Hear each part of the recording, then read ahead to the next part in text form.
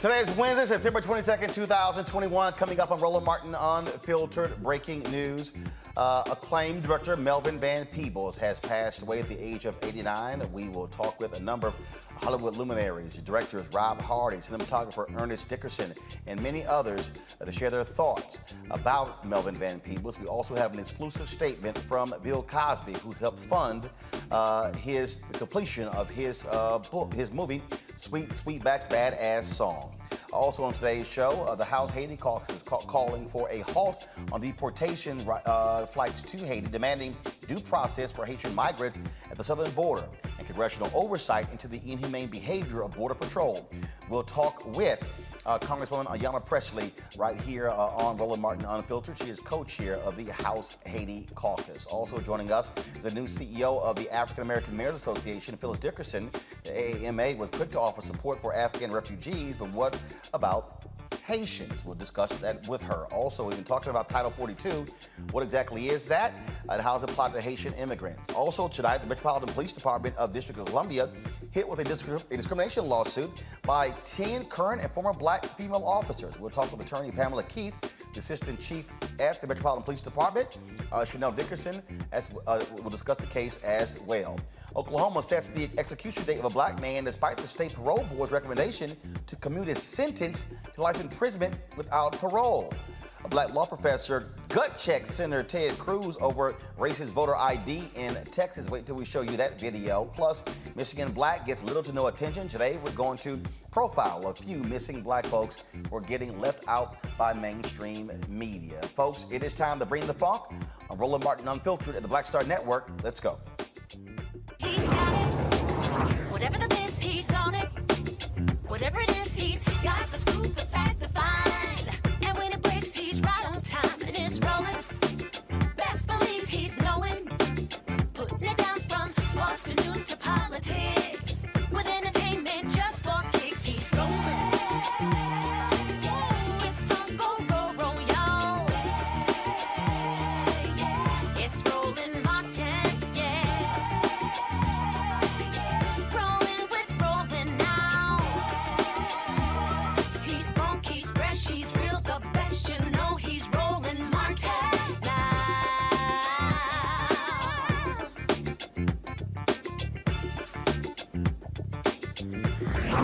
Martin! Outrage continues on Capitol Hill over the treatment of Haitian migrants along the Texas border. The Department of Homeland Security, they're allowing some Haitian migrants to stay in the U.S. despite the Biden administration's plan to expel them. It's not clear how long that is going to take place, but there's a concentrated effort to allow families to stay. DHS has placed several Border Patrol officers on administrative leave who use their horse reins as whips on the Haitian migrants. Folks, we got this statement from Simone Sanders, Senior Advisor and Chief Spokesman for Vice President Kamala Harris, about the conversation between Vice President Harris and the head of DHS. Yesterday, Vice President Harris spoke to Department of Homeland Security Secretary Alejandro Mayorkas to receive an update about his trip to Del Rio. During that call, the Vice President raised her grave concerns about the mistreatment of Haitian migrants by Border Patrol agents on horses and the need for all CBP agents treat people with dignity, humanely, and consistent with our laws and values. Secretary Mayorkas shared the Vice President's concern and noted that he looks forward to updating her on the investigation by the Office of Professional Responsibility once it concludes. Secretary Mayorkas also spoke with the Vice President about the efforts DHS has underway to address the humanitarian needs of people at our border in Del Rio through the provision of food, shelter, clothing, and medical care, as well as engagement with non-governmental and international organizations. The Vice President acknowledged the attention and concern Secretary Mayorkas shared and looks forward to following up with him in the coming days. Now, we've reached out to the White House since Sunday to ask for them to send someone to this show to discuss what's happening with Haitian migrants. They have yet to send someone. Joining us right now, though, is Congresswoman Ayanna Pressley from Massachusetts.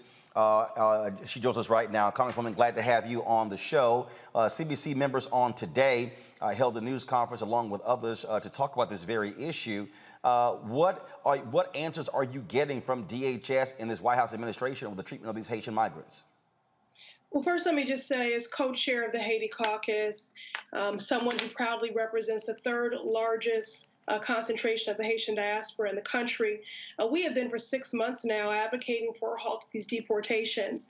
Once Biden did come into office and instructed ICE to halt deportations, they continue to target Black immigrants and Haitian immigrants in particular. So this has been a fight for 6 months. More recently, myself and Representative Velasquez led a letter with dozens of our House colleagues calling for a halt to these deportations.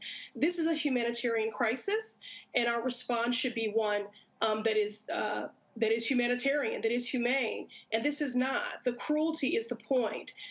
We have seen some manifests of children as young as 3 years old being deported, and we know, given natural disasters, the recent assassination of their president, the ways in which the pandemic has ravaged the region, it would just be cruel. The entire region is unstable. They have made it clear that they cannot accept anyone back. And so we need a halt to these deportations and a repeal of Title 42, which was weaponized by Trump, and that is deporting in the interest of public health. This should be repealed. Again, this is a humanitarian crisis. We need to affirm due process for legal asylum. Again, asylum is legal. And we need to halt all deportations. I am still trying to understand, and this goes back to the administration of Jimmy Carter. Why are Haitians treated differently than Cubans? And no one seems to give me an answer. Well, I think the point here is that Haitian lives are Black lives. And we continue to get a message throughout the globe that Black lives, in fact, do not matter, which is why there's been disparate response and treatment here, which is also why, in my capacity on the Oversight Committee, I have reached out seeking oversight and investigations to ensure that those CBP officers are held accountable for their egregious and vile demonstration of white supremacy. CBP has been racist and rogue for a long time. So this is just another demonstration of the systemic inhumanity and cruelty of this agency. The union for the Border Patrol officers has come out condemning folks for their criticism of these agents. And I've asked the White House, is it policy in terms of for how folks are treated, get an answer. Now you have, of course, you got folks on the right wing who are saying, no, these were not whips, they're horse reins. Well, if you're swinging horse reins like a whip, damn it, it operates the same way as a whip.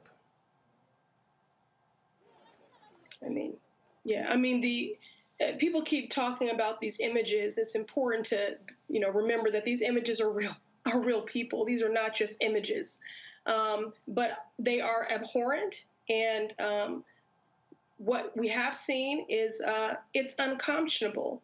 It's cruel. It's inhumane. It's shameful.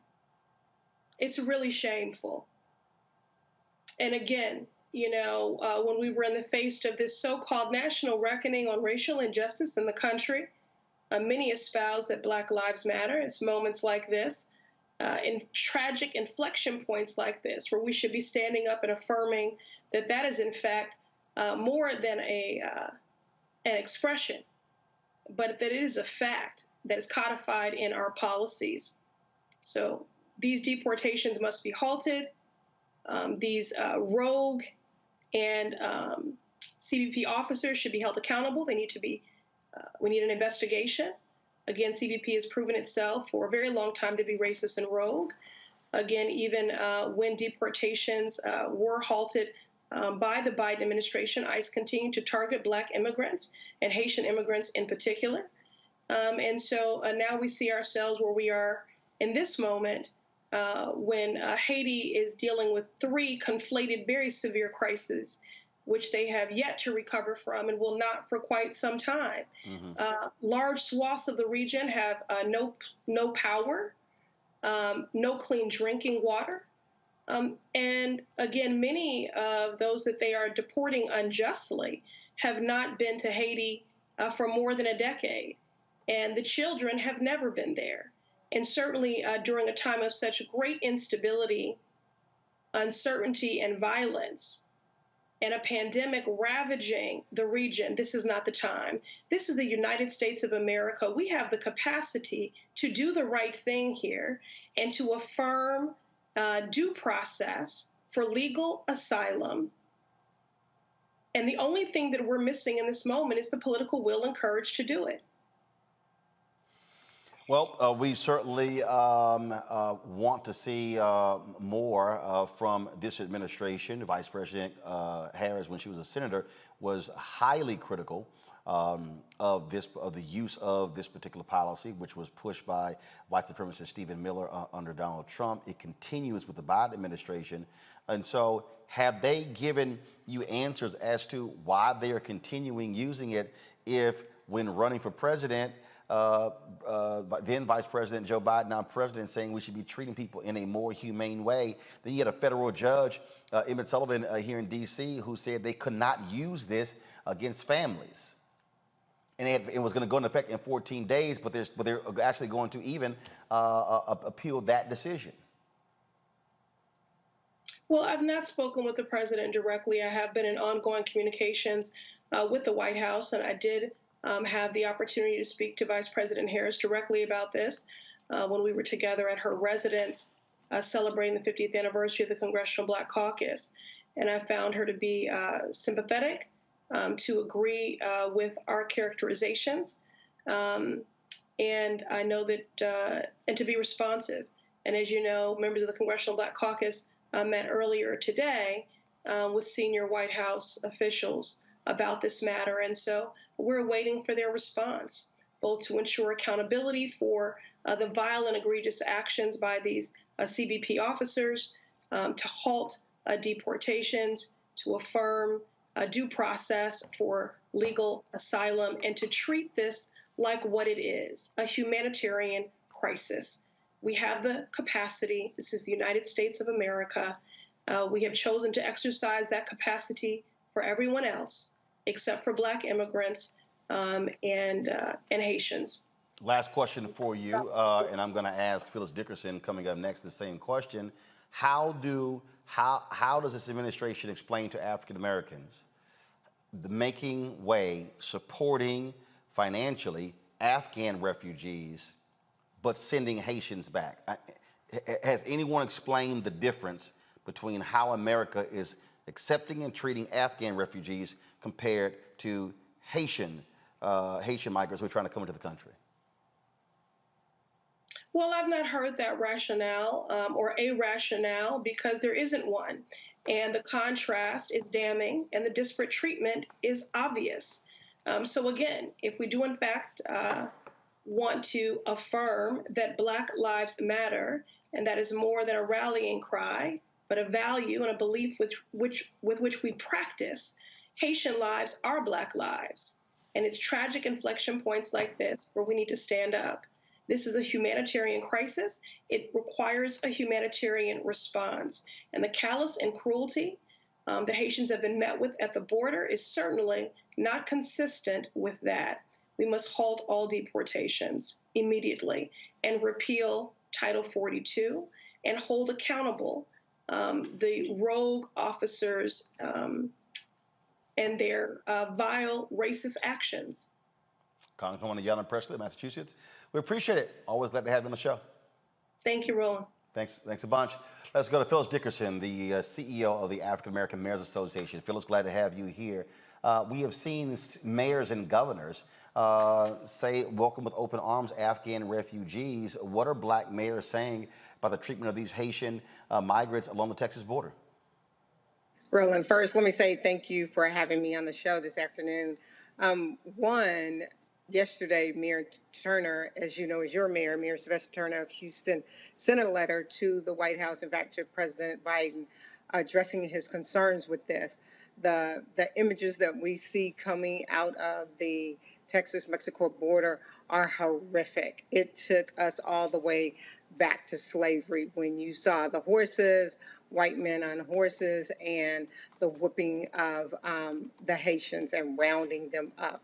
And so, and so we have, as a group, as an organization, spoken out against this. The letter was sent to President Biden, and it addressed our concerns and the images that we were seeing. And we're asking for. Looks like Phyllis. There we go. There we go. You froze there. Do we have her back? Do you have me back? Yep, there we go. You're back. Sorry about that. And so, as the Congresswoman stated, this is a humanitarian crisis. And so we have to treat people with the same dignity and respect that we want to be treated. And so we are the United States of America. This is being broadcasted in real time. And we have to show that we are better than the images that we're seeing coming out of the border. So what is happening here again? People talk about, and again, no one seems to give me. I still can't get an answer how we're treating Haitians differently from Cubans as well as from Afghan refugees as well. It makes no sense to me, and so I would appreciate somebody explaining that. So. Are there other mayors who are speaking out, other black mayors who are saying there needs to be much more coherent policy in terms of how we treat Haitians? Yes, so the letter came from the African-American Mayors Organization as a whole, which represents large and small cities. So mayors like Michael Hancock out of Denver, Mayor Lightfoot out of Chicago, and Mayor Turner got together yesterday and put the letter together addressing the issues. But when AMA speaks, when the African American Mayors Organization speaks, they not only speak for their cities, they speak for cities across the country. And you're asking for an answer that doesn't exist, because there is no answer as to the why. Like, why are they being treated differently? And the only answer is right in front of our face.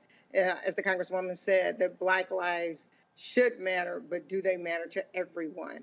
And so we have to address the issue that is right in front of us, which is we have to call for action and say, look, this is unacceptable, and we have to be treated fairly, justly, and humans, just like any other immigrant coming into our country. All right, Phyllis Dickerson, of course, Executive CEO of the African American Mayors Association. Surely appreciate it. Look forward to having you back. Thank you, Roland. All right, then. I want to talk about this with my panel, Robert Patillo, who joins me right now. I'm going to be joined by others as well. Robert, look, you keep hearing this, different rules, different people. And it's been the case since President Jimmy Carter, how we treat Haitians compared to how we treat Cubans. Well, it's interesting. Growing up Haitian American in this country, my mom grew up in Conscoff in Haiti. We were there in the 90s when you had the quote unquote boat people that were the menace to America. We tried to figure out, well, why were they not being treated the same way as Elian Gonzalez, being coddled, being taken in by this nation? But then when you look back at the history of America, it is not simply since Jimmy Carter, since the inception of Haiti, that America has had one simple policy, which is to subjugate and keep down the entire nation of Haiti. And the reason for that is, and this was written by Thomas Jefferson, the fear has always been that if Haiti succeeds, then black people everywhere will believe they can succeed. The fear was that the revolution that started in Haiti will spread to the plantations of South Carolina and Florida and Georgia and throughout the South, and that they would start revolting and standing up and fighting back the same way that Desi Boukman and Toussaint Louverture and that Dessalines stood up to the French. And this is the fear that America has always had, and they have put this into policy for the last 200 years. People forget that the United States of America occupied the entire island of Haiti from 1919 until the mid-1930s. Even as recently as the Clinton administration, we saw the U.S. occupation from 1994 to 1997 during the reign of Aristide. When George Bush was president, he actually picked up Aristide with U.S. military forces, dropped him off in the Congo, and placed his own government in place right there. Not to mention the billions of dollars in earthquake relief that just disappeared thanks to the Clinton Foundation and many other non-government organizations after that natural disaster there. It has been the U.S. policy towards Haiti the entire time. This is just what was caught on camera. None of us believe that these are the first time that these rogue cowboys and bounty hunters rode around the Texas border, doing a Walker Texas Ranger impression, beating and whipping people, particularly Haitians and other African migrants who are coming into the nation. That has simply put the culture and the policy of America, and we have to demand more from the Biden administration because guess what? The largest Haitian population in America is in Florida, and if you would want to lose a swing state for a generation, have both the Cubans and the Haitians in Florida mad at you at the exact same time. And concurrently, we have to flex that muscle to ensure the administration understands that this is the end of this policy. We'll no longer accept disparate treatment to Haitians and other black groups of migrants for political purposes. The reason no one can give you an answer because the answer is right in front of your face is because they're black. And until we admit that and until the administration is willing to do something about that, this will continue for the rest of our lives. That is certainly the case, and we're going to keep talking about this here. And like I said, we've been trying to get the administration to send someone to this show to specifically talk about this. Hasn't happened, and that needs to happen. And I made it clear I'm gonna hit them, call them out every single day until they do, because what is being stated so far is simply insufficient with what is going on. And there is a process for asylum. The fact that they're sending people back and not even following that process just makes no sense whatsoever. And so this Democratic administration owes black people answers. They owe folks an explanation to what's going on. And guess what? You're not going to get let off the hook. It's as simple as that.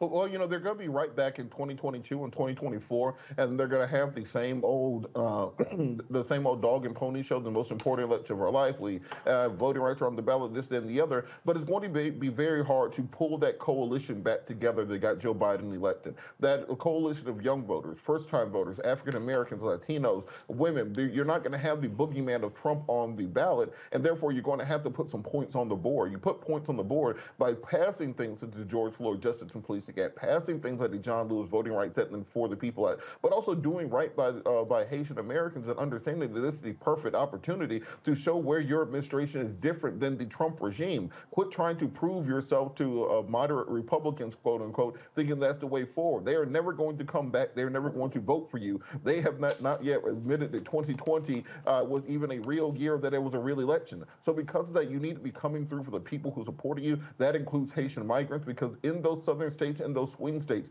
it's not going to be forgotten images of cowboys on horseback with whips and lassos corralling black people carrying food in the middle of the desert. Those images are going to be seared in the next election, so there's going to have to be concentrated action.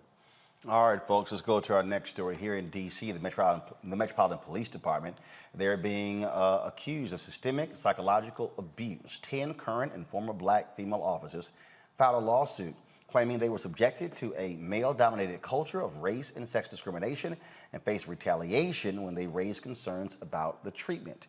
Joining me now is Pamela Keith, attorney from D.C., Chanel Dickerson, assistant chief at the Metropolitan Police Department. Glad to have both of you on the show. So first and foremost, Chanel, first of all, I'm sorry, I'm going to Pam first. Pam, so just walk us through the lawsuit. When you talk about 10 current and former officers, how high up do they go in the department? Well, you have one of the highest in Assistant Chief Chanel Dickerson. She's not just one of the highest ranking African American women in the Metropolitan Police Department, but also just across the country. Chanel has something like 33 years of service, and as do almost all of our plaintiffs. We have 10 African American women officers. Only one has less than 15 years, and several have more than 30. And these are officers who are in specialized elite units, some who had retired and were asked to come back because of their expertise. And the story that they tell across the board, Roland, is a story of systemic denigration, of disrespect, abuse of power, and an EEO department that absolutely disregarded them and actually colluded with management to undermine them and their credibility when they complained. And of course, the worst of all is the systemic retaliation, this idea that management gets to bully, harass, and haze and push out employees that complain of gender or race discrimination or other police misconduct, which is a very important part of this. And so that doesn't happen without the approval of the chief of police and his or her delegates. But it is an actual culture of the police that once once they decide that you're persona non grata, they're going to push you out through death by 1,000 cuts. And these women have been subjected to that. They've had enough. They've banded together. They've stood up. And they have put it squarely in the consciousness of the people of the District of Columbia and elsewhere that this is no longer going to be tolerated. Chanel, it is never an easy decision for folks to actually file a lawsuit. And so share with the folks who are watching and listening what you have had to experience in this department and why you are part of this lawsuit. Thank you so much, Roland, for the question. I have been with the police department, as Pam stated, for a total of over 30 years. I started at 17 years old as a police cadet. And at 17, I was subjected to sexual harassment by older men under the police department who wanted to offer me money and clothes and items of value for sex. And we all know that no one under the age of 18 can agree to have sex for anything of value. And I asked to be transferred at that moment. And later I resigned and I moved away from the area, but I returned back at the police department in 1994 and became a civilian employee. But unfortunately in 1995, the lieutenant, my supervisor, started to sexual harass me. And when I complained to his boss, a captain, nothing was done. My lunch period was changed from 1 hour to 30 minutes, while other similarly situated employees kept an hour lunch period. And I had to sign in and out to go to the bathroom. I mean, sign in and out. He created a log for me to sign in and out. And my friends and I saw him often outside of my home in Maryland. He had no legitimate business to be outside of my home in Maryland, but he was just basically stalking me. I complained about it and absolutely nothing was done. Move on to me being a law enforcement officer in 1997. I became a sworn officer with the police department, and I was on the job training at the 3rd District. And once again, I was subjected to harassment. A lieutenant verbally abused me, told me the things that he wanted to do to me sexually, commented on my physical attributes, and a community member who witnessed the entire incident was so appalled, they wrote a letter of complaint, and absolutely nothing happened to him. And I later found out that he had a substantiated complaint against him, and they just moved him to another area of the department where he could actually abuse another woman. And then I ascended the rank. I've had, different situations at every level, but my current level as an assistant chief, I'm not exempt from it. I'm a Black woman. I'm Chanel Dickerson, a Black woman who happens to be an assistant chief of police. I'm often isolated, made to feel invisible, excluded from meetings, important meetings. I'm not a diversity checkbox. I am qualified for my job. I have the education for my job. But in a male-dominant profession, you have to fight for it every day. When Pam Keefe reached out to me about the lawsuit, I had to stand behind these women. And people talk to me about the dire consequences or possible consequences that I could face for stepping up. This is unheard of. An assistant chief standing up for the rank and file, but it's the right thing to do. How can we safely police the community and engage with the community if we don't treat our people internally fairly? It's like the analogy with beating a dog. If I beat a dog and then expect a dog to protect my house, that's not going to happen. We have some phenomenal people on the police department. So by no means am I suggesting that everyone at the police department is a part of this. but it's so culturally embedded and ingrained in the department. We have to say no more today, no more. Pam, what did the city do? I mean, obviously, what Chanel described, she didn't just keep it to herself.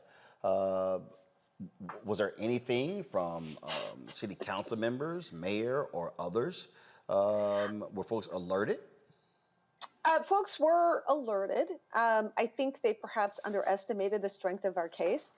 Not only do we have 10 extraordinary, phenomenal class representative plaintiffs, but we also have sworn affidavits from the employees within the EEO department of the MPD that have made clear that the EEO director thinks his job is to collude with management to discredit complainants. And that is shocking to have, not just one person, but 3 people who corroborate that the EEO department is dysfunctional. And I don't think they anticipated that either.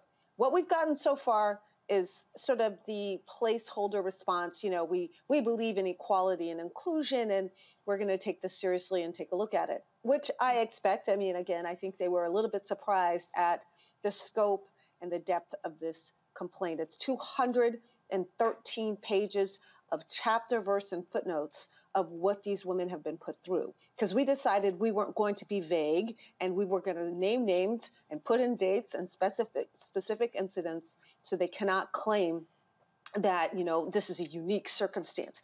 All of these women at different stages of their career, different parts of the department, are telling the same story of retaliation, discrimination, and being ignored and devalued. But I do wonder, Roland, about what the city's response is going to be. I mean, you have 10 Black women with a total of more than 285 years of service to the District of Columbia.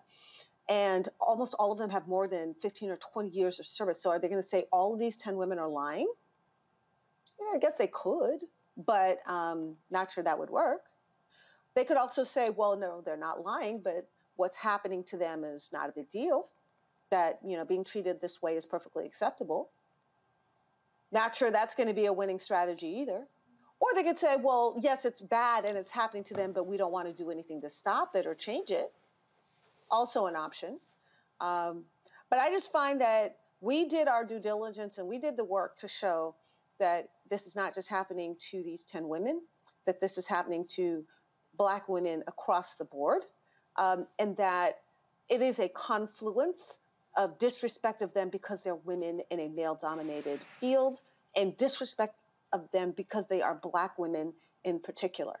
And this news broke today, Roland. Our office has been bombarded with calls of people who are seeking representation because they've been treated this way in the MPD as well. So, you know, we feel our case is very, very strong, and we hope that this is actually an opportunity for a mayor like Muriel Bowser and for the City Council of DC to be the transformative leaders that they claim to be. Chanel, final comment from you. Since you decided to go public with this and announce this lawsuit, have you been shunned? Have you heard from other women in the department who said, thank you for doing this? Has there been any response directly to you? Yes, it has been. People are calling both of my phones. I have 2 cell phones. Officers are calling. They're very emotional and crying. This case is bringing up a lot of bad memories. I have to admit, I suppressed mine, and this case actually brought up emotions for me. People want to know how they can get to be a part of this lawsuit. People want to know that they have, we have their support. It's an overwhelming amount of support. I'm getting it from clergy members, ANC commissioners, community members, men on the department, regardless of their race, are reaching out saying, hey, that was a power move, and I can't believe that you are risking so much to stand up for the rank and file, and we really appreciate you. It really resonates, the words resonate within my spirit, because I knew that it was the right thing to do. At the end of the day, if I stand up and I'm standing alone, but you're standing for what's right, how am I going to look myself in the mirror and sleep at night if I know that there's 9 other members? See, I can accept things happening to me, right, and not do anything about it. But how do you allow this to happen to 9 other women on the police department? And for 3 years, I was the highest ranking sworn female member on the department, and people look up to me. I felt like a fraud, so I had to step up. And I'm not worried about it. I haven't been shunned. I do not expect to be shunned.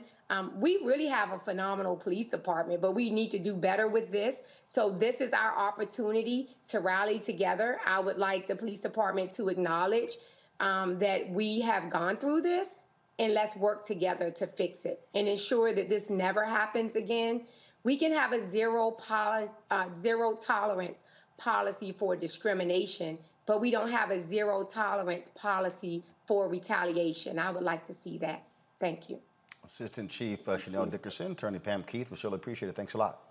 Thank you for having us. All right, I want to bring my panel, Tiffany Lofton, of course, activist, and also still with us, Robert Patillo. Tiffany, listening to that, it speaks clearly in terms of what women have to face in many of these male-dominated places, such as police departments and fire departments.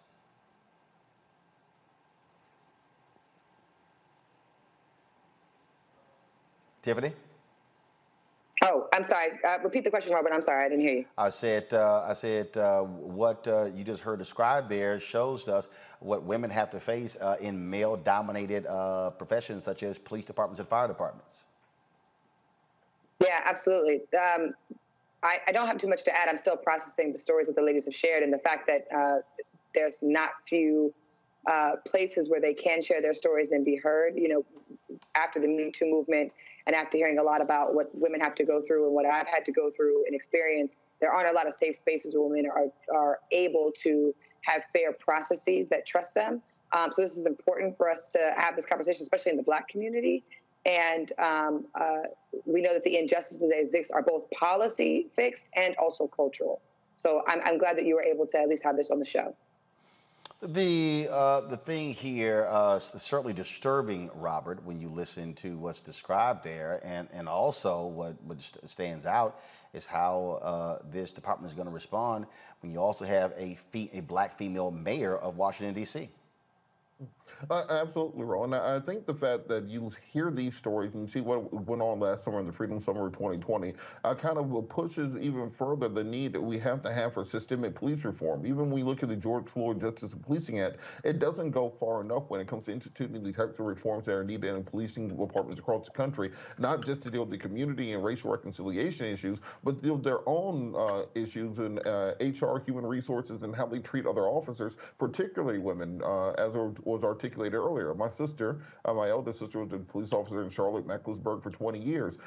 These stories are across the board and across the nation, not a department by department issue. And the same way we had to attack the culture of sexual assault and sexual harassment in the military in previous years, I think we need to do the same sort of thing on the federal level of police departments around the nation to ensure that people are allowed to simply work and do their jobs regardless of their sex or gender. Well, we have not gotten a comment from the Washington, D.C. Police Department or the City of D.C., well, from District of Columbia, but we certainly want to hear their side of the story. All right, folks, this story coming out of Capitol Hill at the months of negotiations between Democrats and Republicans for police reform measures, there will be no deal. New Jersey Senator Cory Booker, a Democrat, told reporters he had a conversation with Republican negotiator Senator Tim Scott of South Carolina, indicating the talks were over. After Minneapolis jury found a white police officer guilty of George Floyd's murder, lawmakers in both parties expressed optimism they could broker a deal. They said they believed the verdict would provide new momentum to reach a compromise. It didn't. Big sticking point was that the police departments, the unions, and sheriffs did not want to see an end to qualified immunity. Tiffany, there was a point here where Republicans were saying that they could bring Tim Scott, Lindsey Graham, they could bring 20 to 25 Republicans on their side. Isn't it amazing how these things keep ending the same way? Nothing. And then you have Senators Kristen Sinema and Joe Manchin, who, if they would be against the filibuster, this bill could actually pass. It absolutely could. We know that for a fact. So this is really about the filibuster and about delaying the process for voting rights and a series of other things. Listen, politics is a game, and the constant excuse that we need to work bipartisan for, that we need to work across the aisle for an issue that is clearly bipartisan, when we're talking about democracy and we're talking about voting rights, to young people, it leaves a sour taste in their mouth. The parties don't think forward in advance. Young people are going to be some of the biggest turnout for 2022 in the midterm elections. And then as we gear up for the 2024 presidential elections, they are going to remember exactly who did what and who used the excuses to filibuster to not push these issues forward. Their jobs are on the line, and more importantly, their parties are on the line. And so when we think about like how people are saying and playing this game, it's been all year after the pandemic where folks have not pushed these issues forward, blaming each other, pointing the fingers, trying to say that they need to get their friends on their side, and then also talking about the filibuster. And I just want people to like have a bigger context for what this means in the long run for elections. People are going to suffer, and communities are going to suffer, but more importantly, our politics needs to bend down to the democracy of young people who are going to hold their feet to the fire if they don't do what they're supposed to do for our communities. Robert. You know, I think the Democratic Party sometimes has to be stuck on stupid.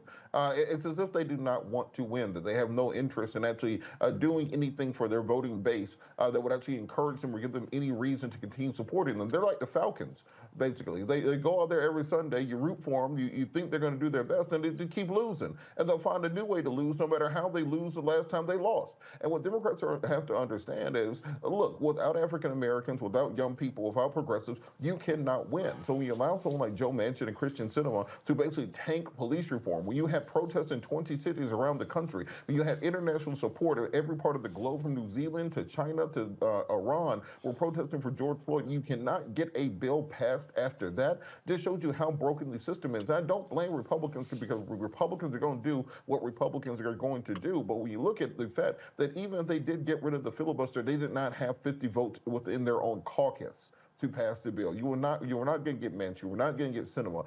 From my sources, there probably were at least 5 other Democratic senators that would not have supported the George Floyd Justice and Policing Act, because they are so well supported by the police unions and the First Order Police. And this just shows the corruption in our political system. And this is why so many people check out of politics, because if you do all the things they tell you to do, you give them the House of Representatives, you give them majority in the Senate, you give them the White House, you knock on doors, you register to vote, you do all those things, and you get absolutely nothing out of it. Meanwhile, as soon as the Republicans get elected, they have a $1.5 trillion tax cut and they're building the wall, and somehow government just works different for them. So unless Democrats are going to get on their horse and start passing some bills, 2020 is going to be a tough year for them.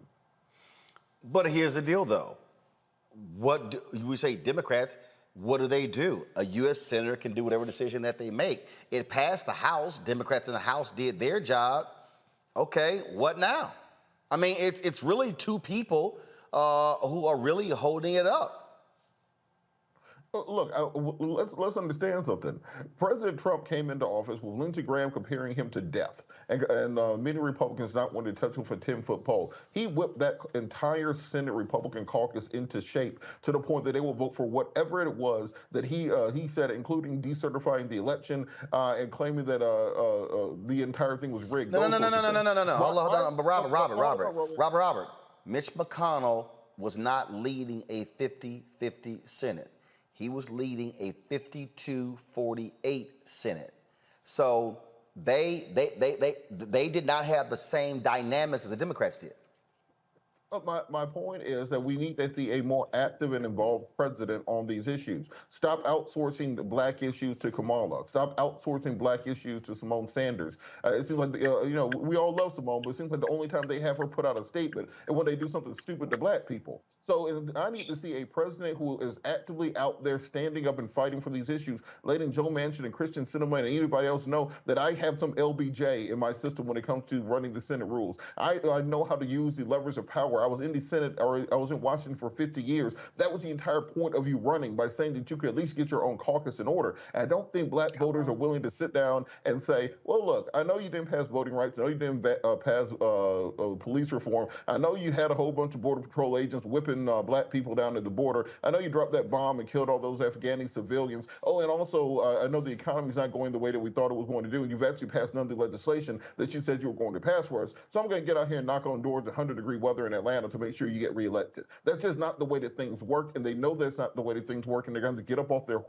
their butts and do something about it. Otherwise, they're going to find themselves in a poor position going into 2022. And it is going to be a problem, Tiffany. It is going to be a problem going to voters to go, what the hell did you get passed? Oh, listen, what Robert just said is what I said 5 minutes ago. He just said it in a way better way than I did. It ripped off all the examples, including also what did you do when the Texas ban happened and the Supreme Court didn't do anything? And also, what did you do when you were trying to cancel student loan debt that you told us you was going to work on, but you only did it for some people and not everybody else? As an organizer who has been doing for the last 10 years that door knocking that Robert just got finished talking about, it is entirely difficult for me to go and talk to regular folks and knock on their doors and say, hey, we need you to vote. And the question that I always get is, what are elections going to do for me? And when we think about the daily impact that it has on people and their cost benefit to going to go cast their ballot and cast their vote, it becomes harder for leaders of organizations. It becomes harder for people who are invested in the party. It becomes harder for organizers who want to see an improvement in their community to convince people to do something for somebody who did nothing for them. And every day that he waits, and I'm talking about Joe Biden, every day that he waits, every day he takes inaction is another strike against him and the entire party. And so that's why I talked about 2022 for not only the party, but for 2024. And listen, I think that I said this a long time ago, and I've been saying it for a long time. I didn't want a punk president. I wanted a president who was going to take action, who was going to support the communities that they were going to support, who were going to support the communities that got him into his job in the first place. Joe Biden has not done that since I've seen him be in office. And I think that the party does itself a disservice when they can't hold the president accountable to do things that they promised they were going to do. I was talking to my friend the other day about strategizing what we're going to have to do to move some of these campaigns that we're working on. I'm literally right now working on getting aid to the border in Haiti. And, when we talk about Republicans, they don't really care if people are yelling and screaming. They care about money and they care about their jobs, whether or not you're going to elect them again. Democrats, you can protest them all day and they'll feel bad, but I still don't know what moves them, what moves the actual power for us to win what we want to win. And it's an embarrassing party for us to be a part of. So I think, I agree with what Robert just said prior to me speaking. And young people, like I said, are paying attention. And when the elections happen again, you're not going to be able to use me to come out and use on behalf of the party and speak on your panel to talk about why young people need to vote in the election. I'm going to tell us why we need to vote, but I'm not going to tell them why they need to vote for y'all. We're going to start doing independent stuff. We've been doing independent stuff. There are some incredible young, specifically people of color and specifically young women of color who are running for office who don't affiliate or associate with none of these parties. And I hope they whoop y'all tail in the election. I'm just going to say that. All right, folks, I got to show y'all this here. There was a hearing today on Capitol Hill talking about voter ID and the usual being an asshole, Senator Ted Cruz. He thought that he could somehow check a sister and some others. You want that smoke? Here you go, Ted. Chairman, I want to start with a question for each of the 5 witnesses. In your judgment, are voter ID laws racist? Professor Tolson. Thank you for that question. So it depends. One thing we have to stop doing is treating all voter ID laws as the same. Okay, so your answer, I want to move quickly, so it depends is your answer? Yes, that's my answer. Okay, so what voter ID laws are racist? Apologies, Mr. Cruz, your state of Texas, perhaps? Okay, so you think the entire state of Texas is racist. What about requiring an ID to vote is racist? So I think, sir, that's pretty reductive. I'm not saying the entire state of Texas is racist. You just said my state of Texas, so you tell me, what about the Texas voter ID laws is racist? So the fact that the voter ID law was put into place to diminish the political power of Latinos with racist intent and had been found to have You're racist asserting intent, that. What's your evidence for that? The federal district court that first resolved the constitutionality of Texas's voter ID law. Okay, so your view is voter ID laws are racist. How about you, Mr. Yang? I agree with Professor Tolson. Voter ID laws can be racist. Okay, that's 2. Context. Mr. Science? There are some voter ID laws that are racially discriminatory in intent. How about in practice? In intent, fine, you say there's some racist with a malevolent intent lurking in the back of their mind. But let's just talk about it as a practical matter. When I go to vote, they ask me for my ID. I pull out my ID, I show it to them, I vote. Is that racist? If the law that requires you to do that was motivated by racially discriminatory intent What about the under effect? our Set aside Constitution. intent. Set aside intent. I'm asking about the effect. Yes, in effect, I Okay, think that Ms. there are Reardon. discriminatory effects from a number of voter ID laws. Okay, thank you, Ms. Reardon. I'm going to give the witness a chance to answer the question. Go ahead, Mr. Sine. Yes, in effects, I think many voter ID laws are discriminatory and in design. They are designed to have that effect. Okay, Ms. Reardon. No, sir. Mr. Van Spakovsky. No, particularly because every single state that has passed an ID law has put in a provision to provide a free ID to anyone who doesn't have one. The turnout numbers show it has no effect, and I would remind everyone that the current version of the Texas voter ID law for in-person voting, the Obama administration agreed in court, in a court filing, that they were satisfied with it and that it was not discriminatory.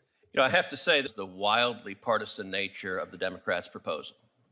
The record should reflect all three of the Democratic witnesses invited by the chairman maintained to this committee that voter ID laws can be, in many instances, in most instances, I think of the various ways they formulated, are racist.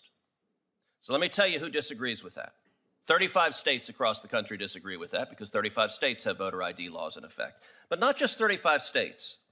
81% of voters in America disagree. I'm tired of headline ass. Bottom line is this here. We're dealing with a true idiot in Ted Cruz there, Robert, and it is what it is. Well, let's understand. It's the argument the Republicans have been having about voter ID. It was made for absolutely one reason, which is that you can look at the maps. Right about the same time the Republicans stopped winning the popular vote is when they started pushing these voter ID laws in the mid-'90s. After the Reagan Revolution, after George W. Bush, they saw the demographics of the country were changing, and therefore we started seeing the first rollout of voter ID laws in the mid-'90s. 1997, Georgia got its first voter ID law, and even at that time, you could use your light bill, your water bill, any public utility, those sorts of things as identification to say who you are and where you are.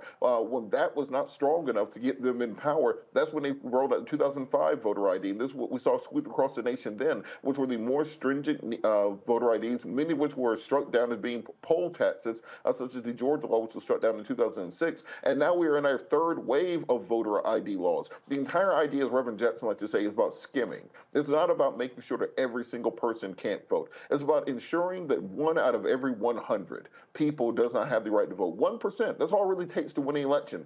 Donald Trump lost the state of Georgia by 11,800 votes, 80 votes per county. So the fact that all it takes is to make one out of every 100 people inconvenienced or putting a barrier in place to stop them from voting, that's all that they need to do in order to win elections. That's why Republicans in the Senate represent 41 million fewer people than the Democrats. That's why Republicans have not won the popular vote in the last 17 years. That is why in the House of Representatives, Republicans will represent about 50 million fewer people than Democrats, because they no longer need to win the majority of the votes. They simply want to mess with the rules, play around with the referees, and win on a technicality as often as possible. And that's what voter ID is about. And we know exactly what these frauds are all about, Tiffany. And yeah, they are racist. We know what the intent is, Ted. Yeah, we know what the intent is. We know what the impacts of it are, and we know how it's shifted the election results for the last couple of years. But what's interesting about the clip you just played, Uncle Roland, is that we are watching Ted Cruz fight on whether or not he is being called racist, whether or not the state of Texas is being called racist. And what I think that does for the other audience is that it moves them to decipher whether or not they believe he is being racist or he's not being racist to help his election in the future. This is about the impacts of voter ID laws being racist. This is not about whether or not Texas or he is racist. And that game he just played, where he tried to survey everybody and say, well, do you think it's racist? Do you think it's racist? Do you think it's racist? I think is a strategy that he's using to distract people from the impacts of what voter IDs do, how it has disenfranchised communities of color, and how it has helped the party, and also how there's actually no need. There's no need for voter ID laws, period. There's no need for them. Everybody should be naturalized to vote. You shouldn't have to re-register. Texas during the pandemic made it very difficult until the end of the last 2 weeks of election season, made it very difficult for anybody to register to vote online during the pandemic. During the pandemic. Nobody was able to register to vote online during the pandemic. Very few states quickly turned around and said we could get people to register to vote. And so the nature of that conversation, that discussion he just had, totally distracted everybody from what the actual problem is and why voter ID why voter ID laws are a problem. And instead, let's talk about racism because I'm a white man and y'all can call me racist and y'all not gonna win that fight. And I'm sick of him. I'm sick of him doing it.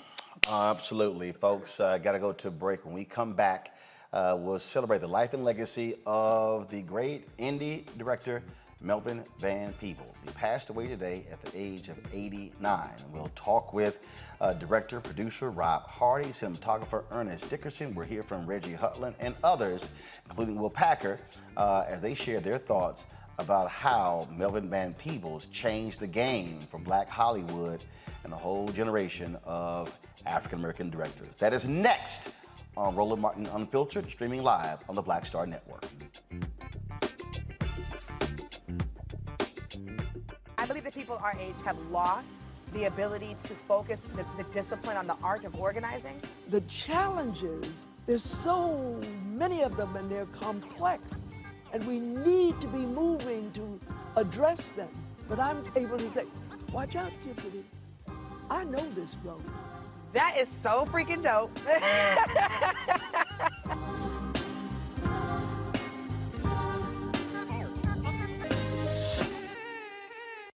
Time to be smart. Roland Martin's doing this every day. Oh, no punches! Thank you, Roland Martin, for always giving voice to the issues. Look for Roland Martin in the whirlwind, to quote Marcus Garvey again. The video looks phenomenal, so I'm really excited to see it on my big screen. Support this man, Black media. He makes sure that our stories are told. See, this difference between Black Star Network and Black-owned media and something like CNN. I got to defer to the brilliance of Dr. Carr and to the brilliance of the Black Star Network. I am rolling with Roland all the way. Honored to be on a show that you own. A Black man owns the show. Folks, Black Star Network is here. I'm real revolutionary right now. Wow, Roland was amazing on there. Stay Black. I love y'all. I can't commend you enough about this platform that you've created for us to be able to share who we are, what we're doing in the world, and the impact that we're having. Let's be smart. Bring your eyeballs home. You can't be Black-owned media and be scared. You dig?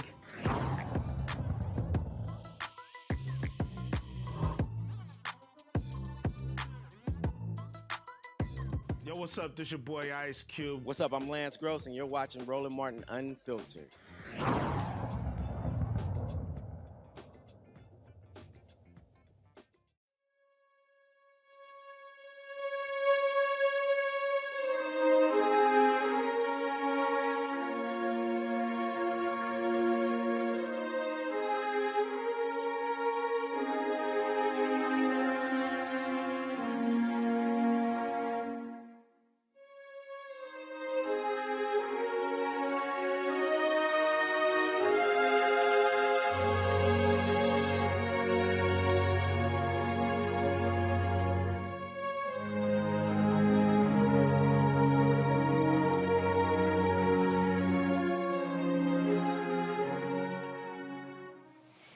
He can be called a Renaissance man. He produced an independent film, had no real history when it came to cinema, but he let Hollywood know he could do it. Went on to gross in excess of $15 million. Hollywood was shocked and stunned at that, unfortunately. Sweetback's Badass song ushered in the blaxploitation era. He was highly critical of that because it stripped, of course, black movies of what he was focused on, which was political power with that particular movie.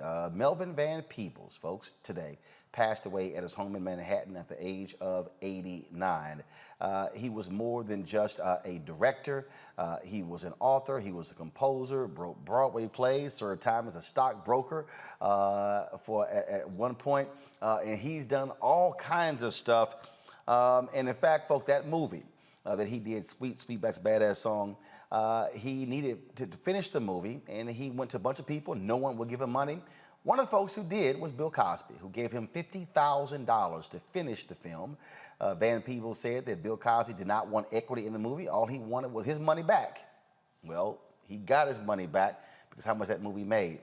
We reached out to Bill Cosby. We got this exclusive statement through his rep, Andrew Wyatt. This is what Bill Cosby had to say about the death of Mario Van Peebles. Melvin's work as a composer, writer, and performer need to be studied. He was very prolific and at times prophetic. The two original 33 and a third albums, Brer Soul and Ain't Supposed to Die Natural Death, are amazing. Written, composed, and performed by the great Melvin Van Peebles. In his time, Melvin did not have the luxury of producers and directors of today.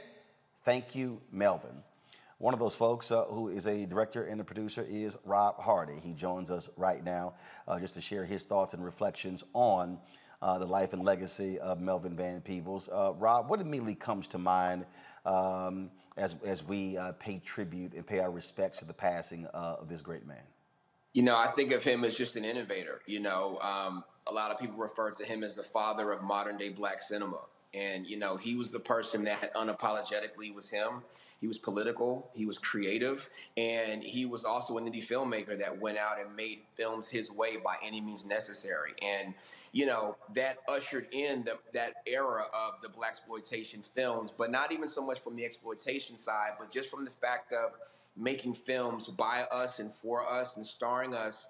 And so many of the filmmakers that inspired, you know, me and my generation of filmmakers were birthed from him.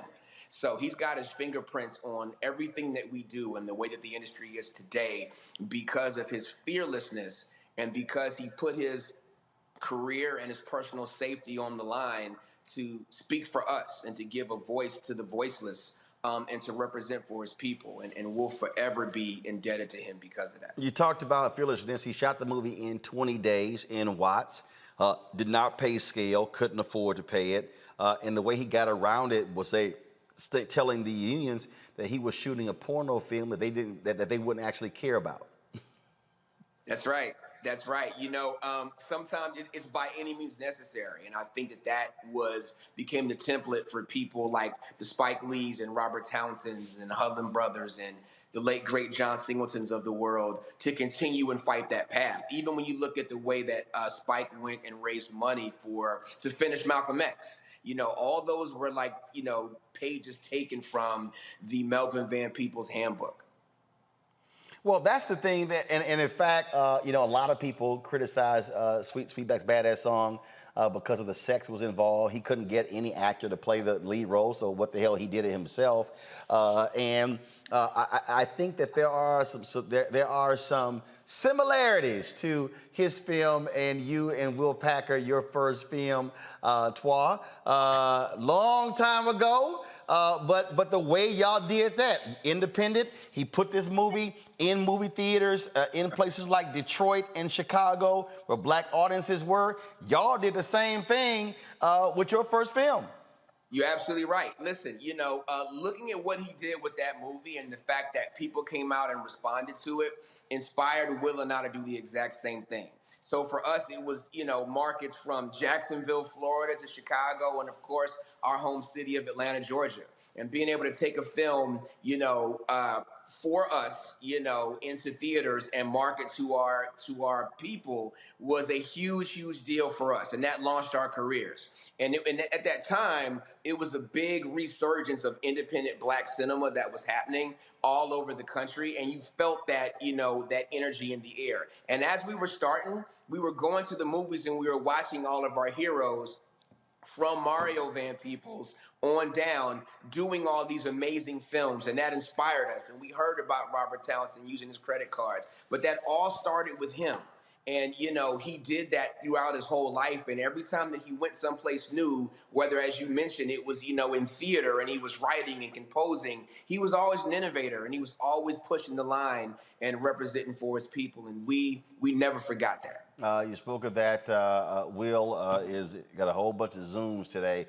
This is the video that he sent us because he wanted to be sure that he shared his thoughts with regards to the passing of Melvin Van Peebles.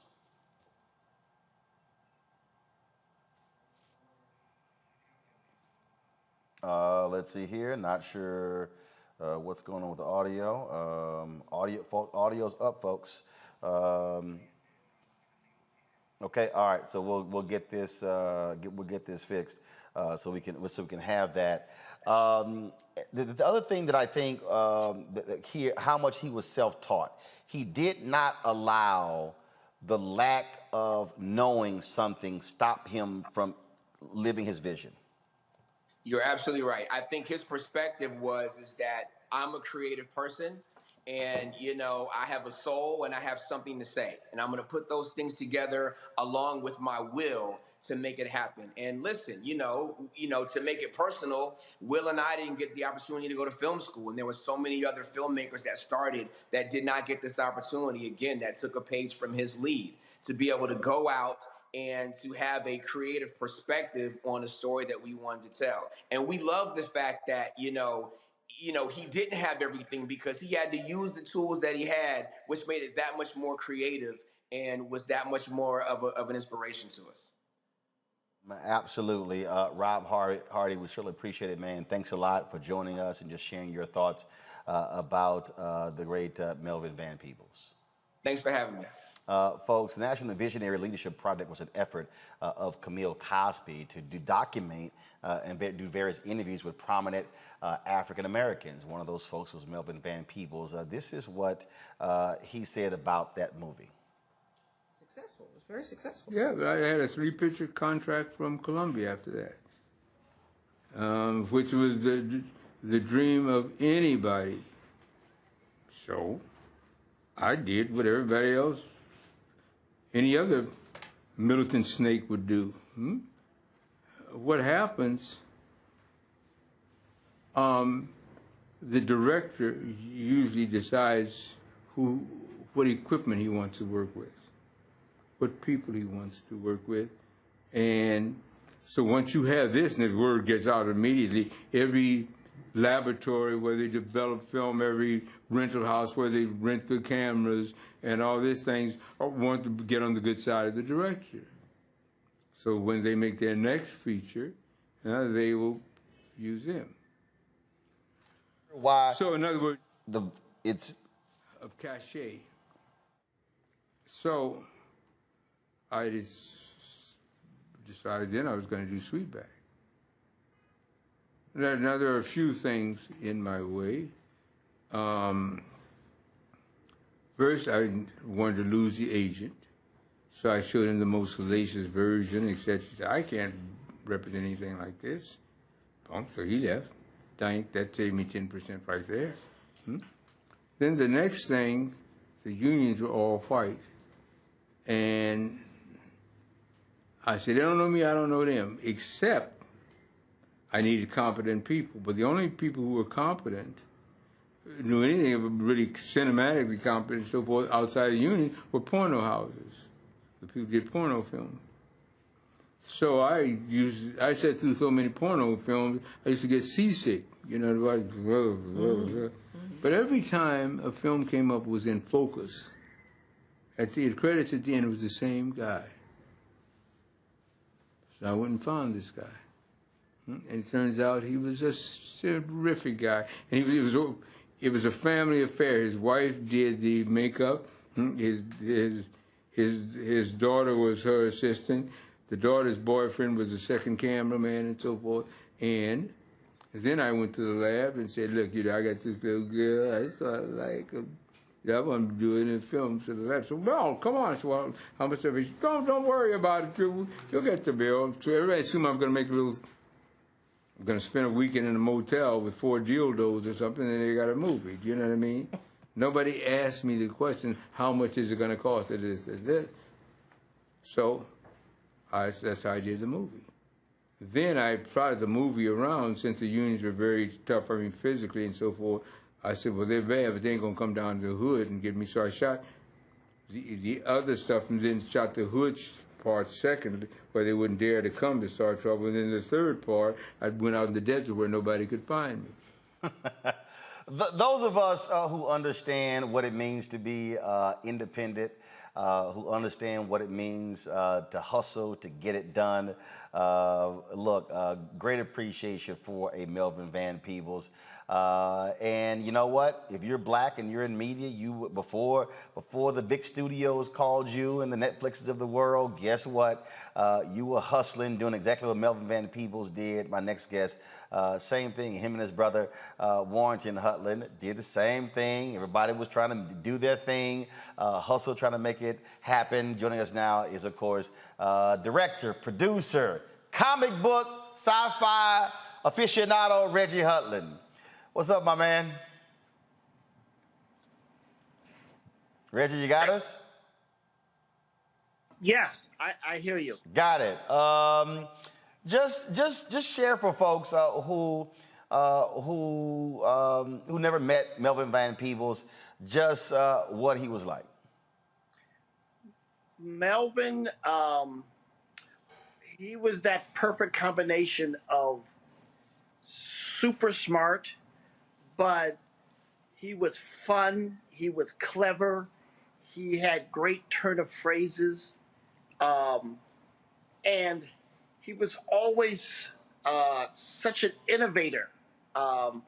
And you know, you look at his body of work. He founded Black cinema as we know it. He founded Black theater. He was on Wall Street before Black people were on Wall Street. I read his novel. You know, he launched Earth, Wind, and Fire. You know, he was a guy who just said, "Oh, I can do that," and just did it. He was a big inspiration for me because that's what I try to do. I've done movies and television and comic books, and I try to emulate his freedom of expression in every medium. And that's the thing that I think, when I think about Melvin Van Peebles, when I think about Gordon Parks, these were people who said, you know what, I want to do that. So, I mean, Gordon Parks, he was, of course, shooting photos, and you know what, I think I'm going to paint. You know what, I think I'm going to compose a Broadway play. You know what, I think I'm going to do that. I mean, that curiosity and not giving a damn about the rules. Right. It's as people, forget artists, just as human beings, right? When we're kids, we do everything, right? We play piano, then we'll play baseball, and then we'll do our math homework. And as we get older, we figure out what we're good at. And that's kind of all we do. And we get better and better at what we're good at, but we get scared of trying new things. We get scared of embarrassing ourselves and failing at things.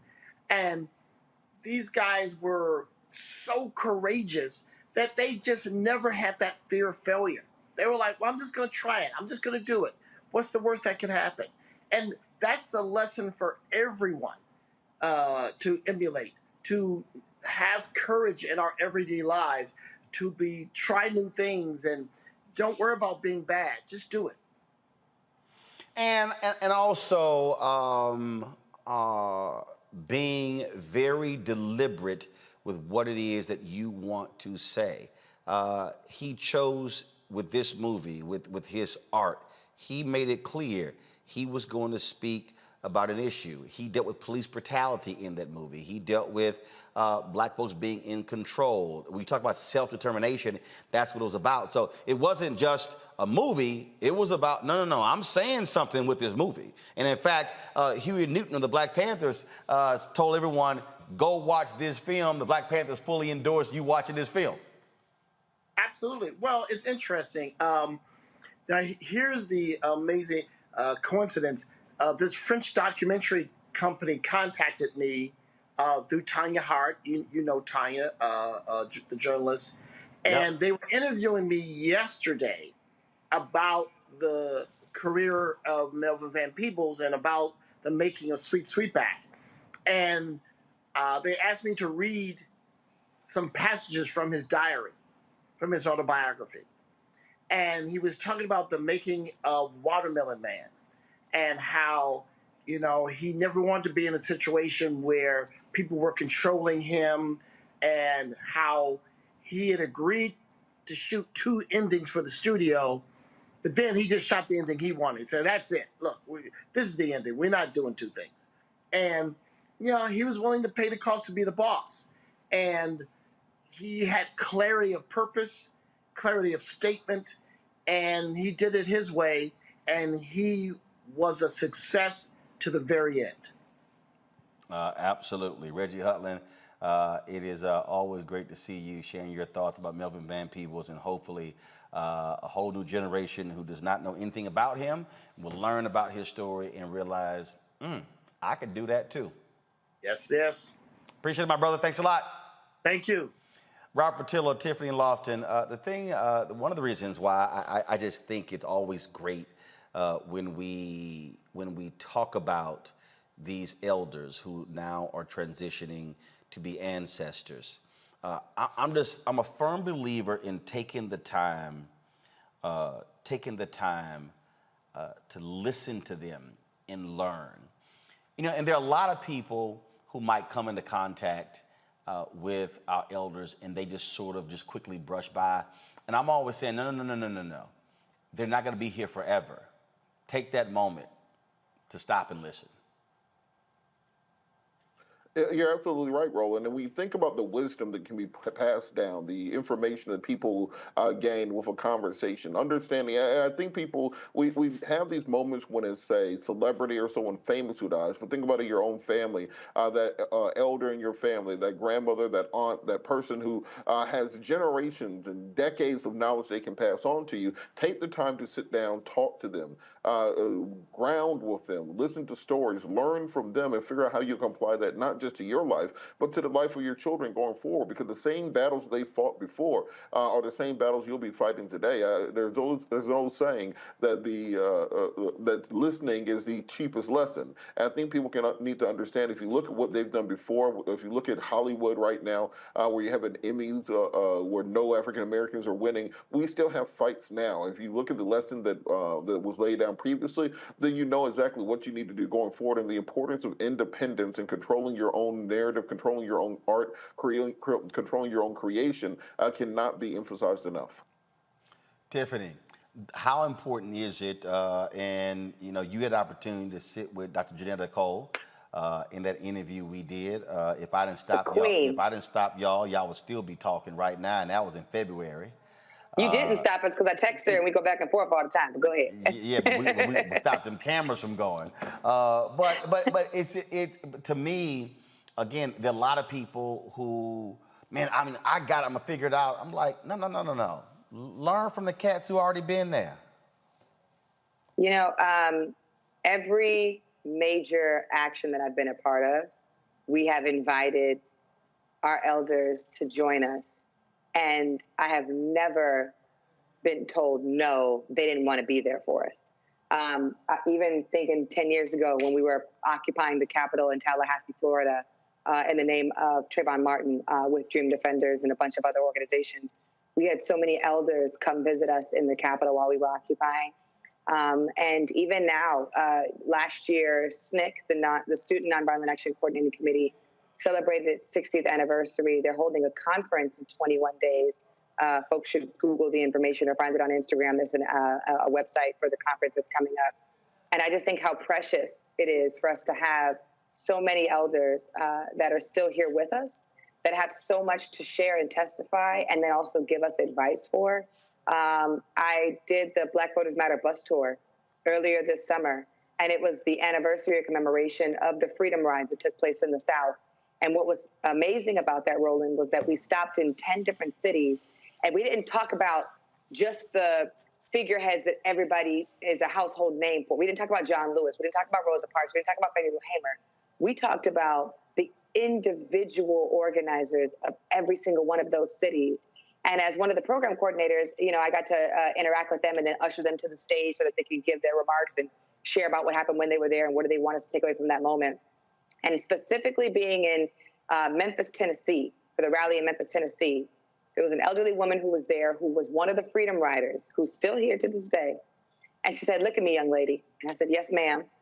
My family's from Louisiana, so I just have a different level that I was. "Look at me, young lady." "Yes, ma'am." She said, you will remember the stories. You will remember when it happened. You will remember how it made us feel. You might not remember our names, but you will remember the work. And that's all we ask. We want you not to honor us as individuals, but to acknowledge what we went through and never forget your history. And I was like in program mode. I had my little walkie-talkie. I was like, I had the little agenda, and I was like, yes, ma'am. Even my work at the NAACP for the last 3 years and the elders who were there, there's so much wisdom that is available to us. It's unfortunate that folks learn about the wisdom after folks, like you said, transition to go be in glory. But we have a super big gift with us. And if folks are interested, like I said, SNCC is having their 60th anniversary. There are a lot of elders who are organizing Freedom Summer, bus rides, civil rights movement, who are still here with us now and trying to give folks the information at large scale. And they're not always, given the platform to go viral and to get the information out. But thankfully, because we have shows like this, we can talk about Black people, we talk about our folks, and our people are having a conference, and we need to show up for them and get all that knowledge, because history repeats itself. A few weeks ago, we were in Robert, go ahead. No, just to piggyback off of that, I do want people to remember to don't just start remembering people after they pass. Give them their flowers while they're still here. For example, Reverend Jackson's being released from his Parkinson rehabilitation today, so I want to give a shout out to him and give an update on him coming back to us and making sure that we see these people who have fought for 75 years still fighting today to give us the energy that we need to fight back against the Joe Manchin and Christian cinema. Also, we have the Rainbow Plus Conference coming next month, creatingopportunities.org. Absolutely. And folks, a few weeks ago, we were in Los Angeles doing a variety of interviews. And one of the folks we sat down and talked with was Melvin Van Peebles. During that conversation, of course, as he always does, he's always invoking his father. And he told the story of his dad taking him to a bar mitzvah and what he learned from his father about the experience. Watch this. The things that my dad saw in me, he said, okay, I know how to deal with Mario. He's an ambitious cat, so I know what I can do with him, but that's not the same thing I can do with his brother. One size fits all. Parenting doesn't get it. And how many siblings you have? I have a brother and a sister. Got it. Yeah. One size fits all. Parenting doesn't get it. So he was able to. I'll give you a case. Let me tell you one quick thing. This happened to me. I was writing a book on it called Free Thinker about my dad and my mom. I never knew what my dad was going to say. Smart cat, man. My sister and I were in LA once, and he said, I want to take you guys to a bat mitzvah. We said, what's a bat mitzvah? He said, it's a celebration, and part of it's a religious celebration and a coming of age thing, and I'm going to bring you. So my sister and I went, and they were these little beautiful Jewish kids, kind of nervous, kind of nerdy, and standing around, no one dancing. And me and my sister could dance. We looked like the Jackson 5 at the time. I had a big old afro. She had a big red afro. So we turned the music up, talked to the DJ, and we got out of the floor. We tore it up. And my dad was watching. And after we was dancing for a while, he said, come here, I want to talk to you. We thought, what's he going to say, He said, I love y'all, but I'm very disappointed. Because you two are beautiful. And you're beautiful, and you can dance. But you're not bringing out the beauty in the other people. There's two things we love about people, Mario and Megan. We love who they are, and we love who we are with them. You'll never know what that man who had been to Auschwitz was thinking, or that little Jewish girl is thinking. Because the way you're dancing is so intimidating that they're going to just watch you and applaud you, but you're not bringing out what they applaud in themselves. So you guys are going to miss out, and I'm disappointed. So did he want y'all to bring them to the Brother, dance we floor? went back out. Let me tell you, we went back out. My sister got the old man up. I got the girl up. We got everybody up. And the guy wound up funding my movie years later. The kid who's bat mitzvah. Wow. You got to bring out the beauty in others. See, you see what I'm saying? And my dad understood good allies come in all colors. They don't just look like you or vote like you. Don't leave love on the table. It's funny. I'm going to share a few more clips from that interview of Melvin Van Peebles talking about his dad, Melvin Van Peebles. Right now, I want to go to director, cinematographer, the guru of the look of films, Ernest Dickerson. You've seen a lot of the work he's done with Spike Lee and others. He joins us right now just off the set. Ernest, just share your thoughts with the folks watching and listening about Melvin Van Peebles. Well, I'm shocked. I mean, I lost a brother last week, and I lost a father this week. Melvin was a father to us all. He was the force of nature who was the godfather for all modern filmmakers. You know, he was the one that started it back with Sweet Sweetback. But even before that, you know, he was an accomplished artist. I remember I first heard of Melvin when he did an album, being Brer Soul, and listening to some of his music and some of his word stylings. And he was also an accomplished playwright. You know, I saw the play Ain't Supposed to Die a Natural Death when it played. So he was a force of nature. He was an inspiration to all of us, and can't believe he's gone. We were talking to Rob Hardy earlier about Melvin Van Peebles and how, look, folks had to learn the hustle and how he made the movie and how he was fiercely independent. And, you know, you got a lot of folks who want to be accepted into the traditional Hollywood system. But what we're seeing right now, we're seeing because of the proliferation of other outlets, the ability for independent Black artists to maintain a hold of their work. The sister who, and again, I think it's who just won the Emmy for writing, Netflix wanted to offer her $1 million, didn't want to give her ownership. She says, no, I need ownership and creative control, held it and got it from the BBC and HBO. You know, he was about, no, I'm gonna do this my damn way. And there's a cost to doing that, but there's still something about being able to have complete control. Melvin was almost like a modern Oscar Micheaux. You know, Oscar Micheaux was doing it on his own terms as well. You know, getting it out there the best way he could. And when Melvin made Sweet Sweetback, it was revolutionary. He did it on his own terms. He did it, you know, raised the funds for it and everything else.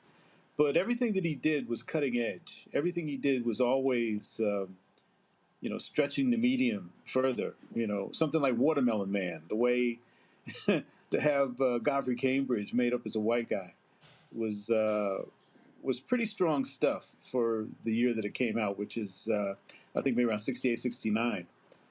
But yeah, he was a genius. And you know, not only in the art, but also financially. You know, I think he also had some success on Wall Street, if I'm not wrong. Yeah, he was for a time he was he was a trader on the floor of the New York Stock Exchange, the only Black. I mean, that was in the '80s. So he was like, you know what the heck, I'm just a stock trader. Yeah, yeah, an amazing, you know, like I said, force of nature, and he was unstoppable. Indeed. Until now. But he's still with us. His spirit is with us. He's not stopped. He's going to continue to inspire us as long as we're in it, as long as we're lasting, as long as we're here, carrying on his name.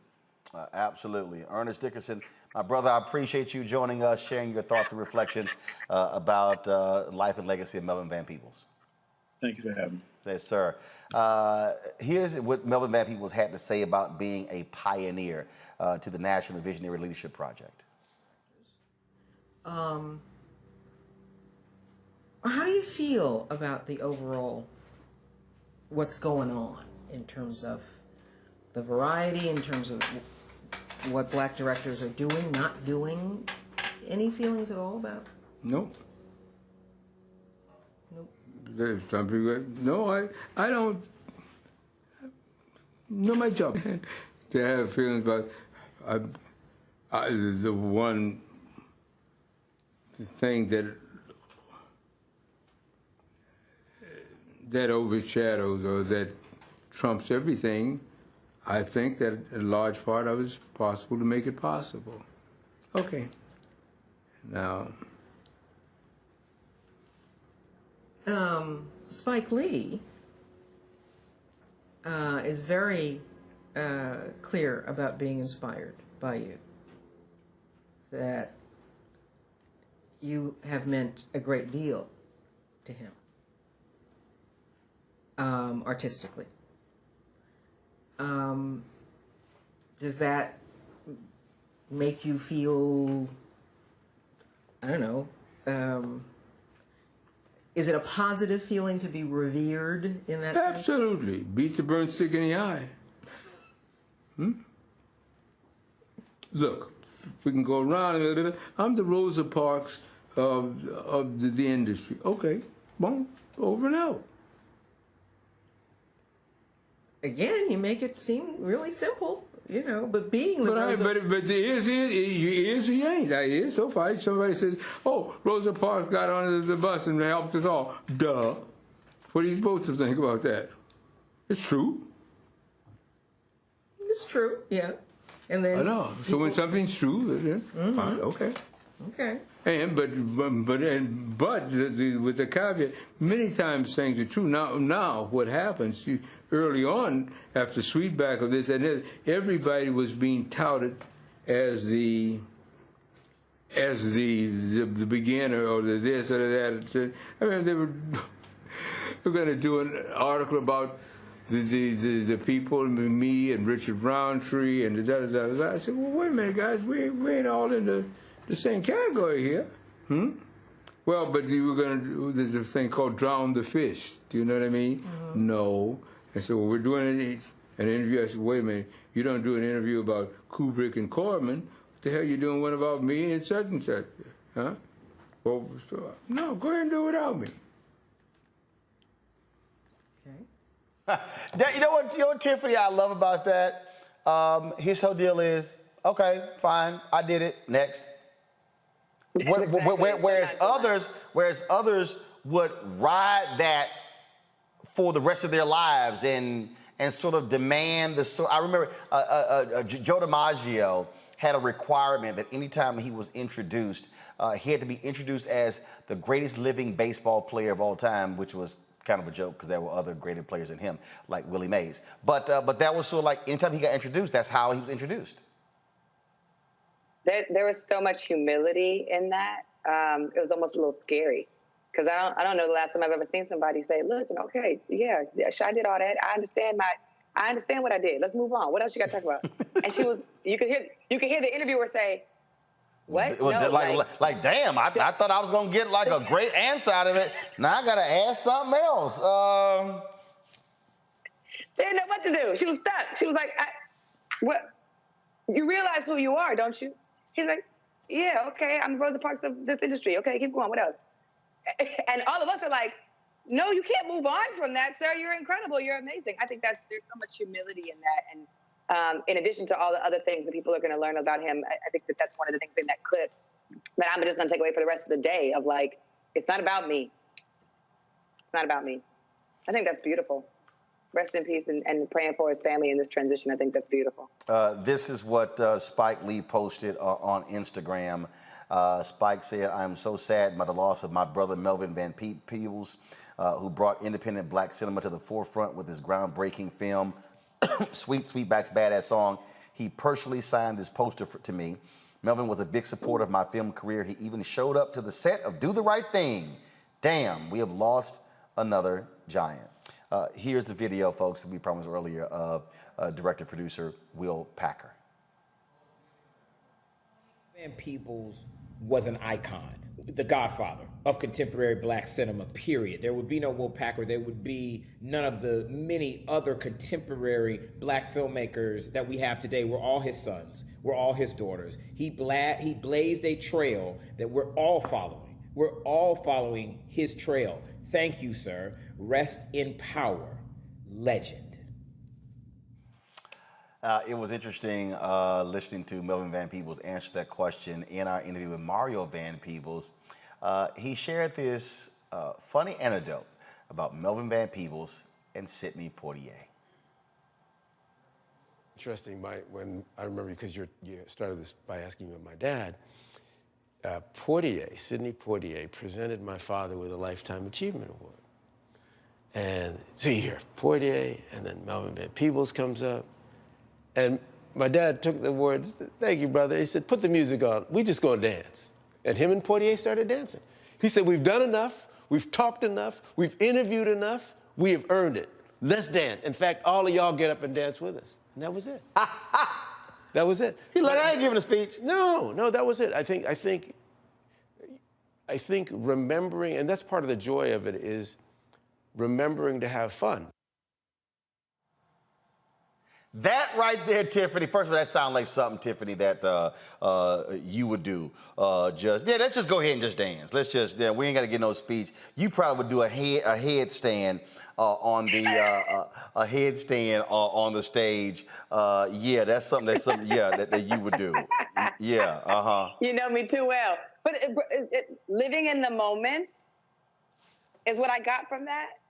Like, okay, yeah, we gonna celebrate, talk about me. Let's all.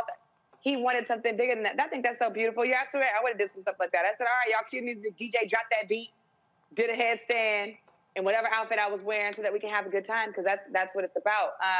We don't get a lot of that. Folks, it's about me, credit. And I think that, young people, I'm 32, young people, we get so excited when we learn new things. And to hear Spike Lee and to hear Will Packer and everybody else talk about how much of an icon he was to them, and then some of them are our role models, we're like, oh, there's levels to this. And we got work to do to learn who these people were, and it's unfortunate that we lost a giant in that transition for us to know about them, but there's so much more that there is to be learned about him. I would have definitely done some stuff like that, but you gotta live in the moment. You gotta live in the moment. This is the tweet from Sally Richardson. I've just heard that this dear special man has passed away. Melvin Van Peebles was my father in my first big movie, Posse, and also a filmmaker that paved the way for me and many others. Mario Van Peebles, I'm so sorry for your loss, my friend. Love you much, and prayers for the family. She posted that about 40 minutes ago. And so you see the likes of Terry Vaughn, Mara Akil, and others commenting there on her page. We have another soundbite here of Mario Van Peebles talking about his dad's epic film, Sweetback's Badass Song. It's when Melvin Van Peebles says, okay, I made my little movie Watermelon Man. It was a comedy, cool. But now I'm gonna make a film called Sweetback. I'm gonna fund it myself. I'm gonna have a multiracial crew. I'm gonna own it. And you make a movie and say, I got a new band called Earth, Wind, and Fire in this movie. And you make the movie that becomes the top grossing independent hit. You never got another job offer after that.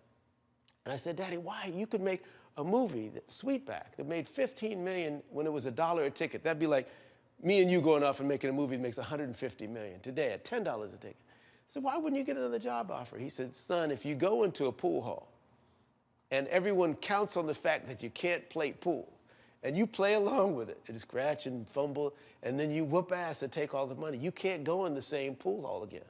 The pool hall is called Hollywood. Mm-hmm. They don't like that.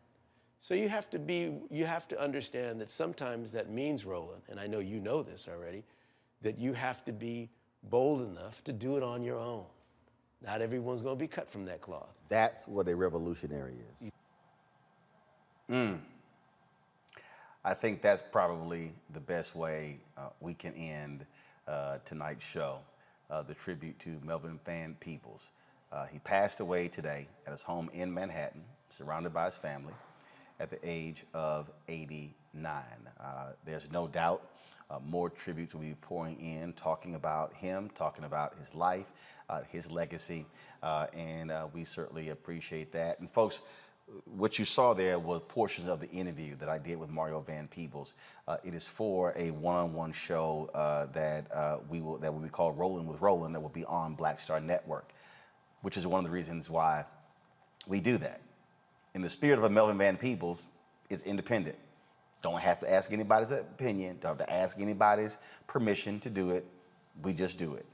We own the cameras, we get on the plane, we go make it happen, and we tell our stories. And that's why it's important to do so. And so, I don't know, matter of fact, I saw a tweet earlier, my homegirl Heidi Barker, I've known her for years with NABJ. She tweeted this, she tweeted this, wondering if any of the big three network news shows covered the death of Melvin Van Peebles tonight. And here's the deal, folks. We don't worry about what they do. The reality is, we know they are not going to dedicate 45 minutes or an hour to paying tribute to Melvin Van Peebles, but that's why we have Roland Martin Unfiltered. That's why we have the Black Star Network, because as the first black newspaper, Freedom's Journal, said on March 16th, 1827, we wish to plead our own cause, too long have others spoken for us. And so this is about us being able to tell our story, for us being able to celebrate in our way our former elders who now transition to ancestors. So we want you to download the Black Star app. It's on every available platform: Apple, Android, you have Apple TV, Android TV, Roku, Fire Stick, Samsung TV, Xbox, all of those platforms. You can also join our Bring the Funk fan club.